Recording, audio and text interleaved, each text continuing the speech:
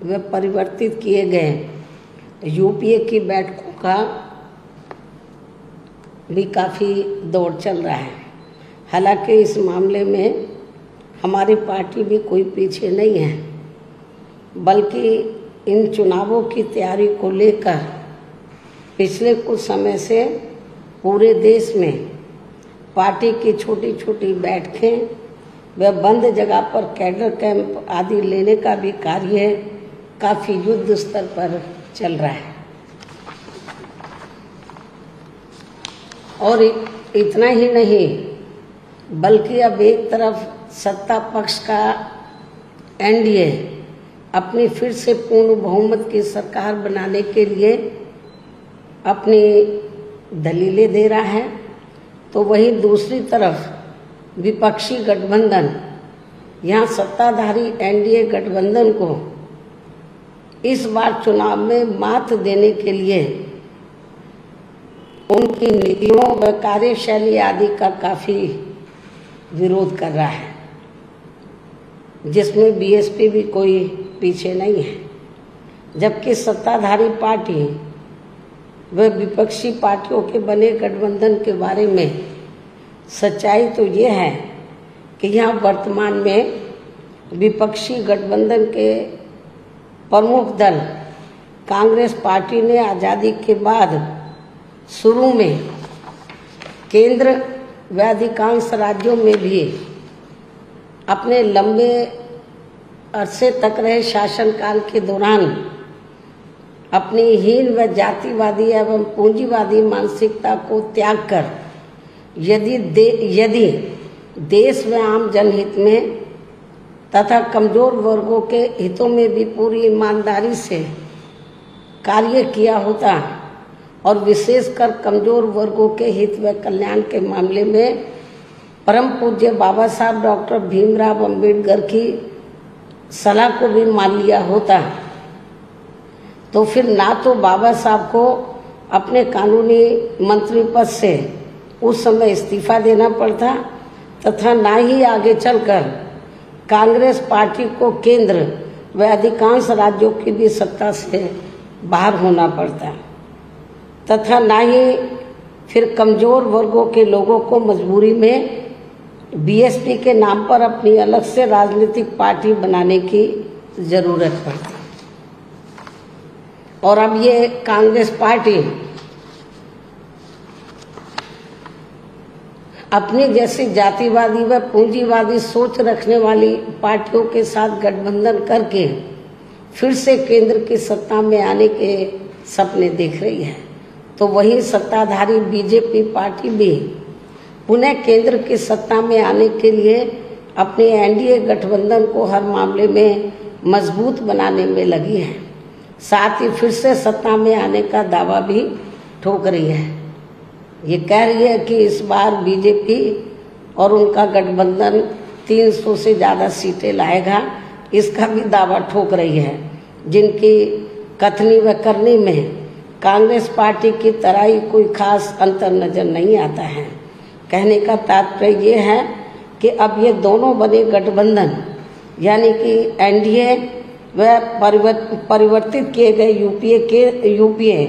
केंद्र की सत्ता में आने के लिए अपने अपने दावे ठोक रहे हैं, जबकि जनता को किए गए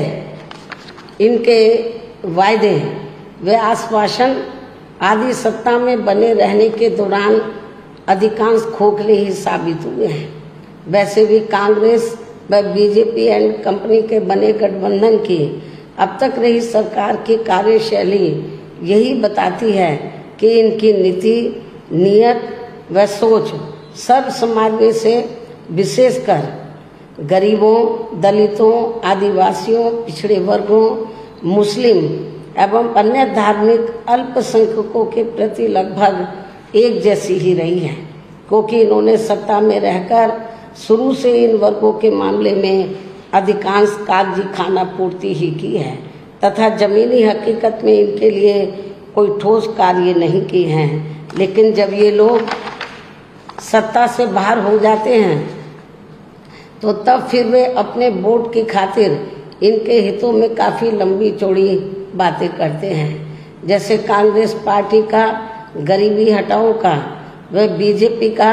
हर गरीब के खाते में 20 लाख रुपए पहुंचाने को लेकर कही गई ये बातें सत्ता में आने के बाद केवल हवाई व खोखली ही साबित होकर रह गई हैं, जिसकी खास वजह से ही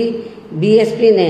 सत्ताधारी गठबंधन व विपक्षी गठबंधन से ज़्यादातर अपनी दूरी ही बना के रखी है। ऐसी स्थिति में अब इन वर्गों के लोगों को, यानी कि कमजोर वर्गों के लोगों को आपसी भाईचारे के आधार पर वे अपना अकेले ही मजबूत गठबंधन बना के या हर मामले में अपनी एकमात्र हितैषी रही पार्टी बीएसपी को ही मजबूती देनी है, तथा जिससे फिर यहाँ कोई भी गठबंधन केंद्र व राज्यों के बीच सत्ता में पूरी मजबूती के साथ आसीन ना हो सके, तथा इसके स्थान पर फिर इनकी मजबूत नहीं बल्कि मजबूर सरकार ही बनेगी। हमारी पार्टी का ये पूरा प्रयास होना चाहिए ताकि बीएसपी के सत्ता में ना आने की स्थिति में भी इन कमजोर वर्गों का, यानी कि दबे कुचले लोगों का ये लोग ज़्यादा शोषण ना कर सके। इतना ही नहीं बल्कि ऐसी स्थिति में बीएसपी को भी सत्ता में आसीन होने का मौका मिल सकता है। और जब तक हम लोग अकेले अपने बलबूते पर खड़े नहीं हो पाते हैं, इसलिए इन सब बातों को ध्यान में रखकर अब बीएसपी को लोकसभा चुनाव में व इससे पहले राजस्थान, मध्य प्रदेश, छत्तीसगढ़ व तेलंगाना आदि राज्यों में होने वाले विधानसभा चुनाव में भी अकेले ही चुनाव लड़कर अपनी पार्टी का बेहतर रिजल्ट लाना होगा। लेकिन बीएसपी पंजाब, हरियाणा आदि इन राज्यों में वहाँ की रीजनल पार्टियों के साथ मिलकर जरूर चुनाव लड़ सकती है, बशर्ते अब वर्तमान में उनका एनडीए व परिवर्तित किए गए यूपीए से भी कोई संबंध नहीं होना चाहिए। इसके साथ ही पार्टी के लोगों को हर स्तर पर सत्ताधारी गठबंधन व विपक्षी गठबंधन के सभी साम दाम दंड भेद आदि हथकंडों से भी जरूर सावधान रहना है। इसके अलावा यहाँ मैं ये भी कहना चाहूँगी कि देश में लगातार बढ़ रही कमर तोड़ महंगाई, अति गरीबी व बेरोजगारी आदि की इन गंभीर समस्याओं के प्रति केंद्र के